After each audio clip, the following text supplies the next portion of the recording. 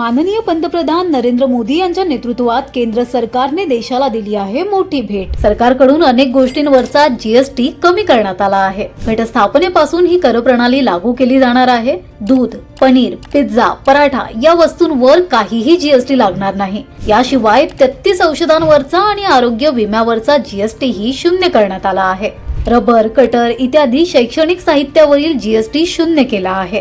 Car, bike, three wheeler, AC, fridge अशा सगळ्या वस्तूंवर असलेला 28% जीएसटी आता 18% करण्यात आला आहे।